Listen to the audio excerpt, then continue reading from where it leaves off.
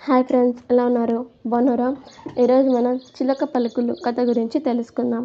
ఒక సాధువు శిష్యుడితో కలిసి కాలినడకన కాశీ యాత్రకు బయలుదేరారు. సాయంత్రానికి దారిలో చిన్న గ్రామం కనిపించడంతో సాధువు శిష్యునితో ఈ రాత్రికి ఇక్కడే బస చేసి రేపు ప్రయాణం కొనసాగిద్దాం అన్నారు. ఆకలి మీదున్న శిష్యుడు సరే గురువుగారు అంటూ ఎదురుగా ఉన్న భవనంలో ఆతిథ్యం దొరుకుతుందేమో అడిగి చూస్తానంటూ వెళ్ళాడు.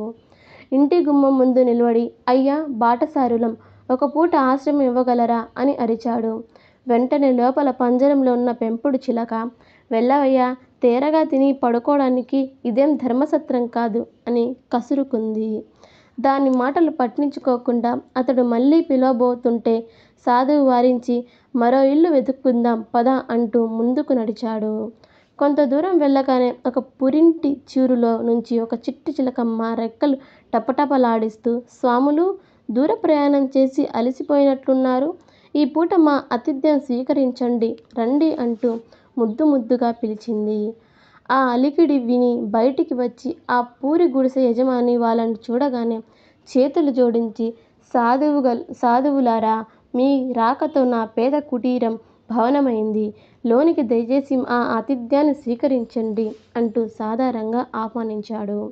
అతడి భార్య వేడిగా జొన్నన్నం, కొరివి గారం ఆప్యాయంగా వడ్డిస్తుంటే తృప్తిగా భోంచేసి ఆ రాత్రి అక్కడే నిద్రించారు. మరుసటి రోజు సెలవు తీసుకొని ప్రయాణం మొదలుపెట్టారు.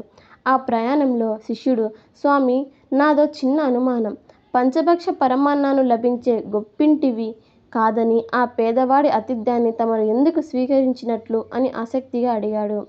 సాధువు నవ్వి, ఏ గూటి చిలక ఆ పలుకులే పలుకుతుంది నాయనా, ఏ ఇంటి యజమానులు ఎలాంటివారో ఆ పెంపుడు పక్షులు మాటల్లోనే తేలమైంది, అతిథులకు కావలసింది ఆదరణ అంతే తప్ప ఆడంబరాలు కాదు అని వివరించారు. గురువుగారి నుంచి మరో కొత్త పాఠాన్ని నేర్చుకున్న శిష్యుడు నమస్కరిస్తూ ప్రయాణం కొనసాగించాడు.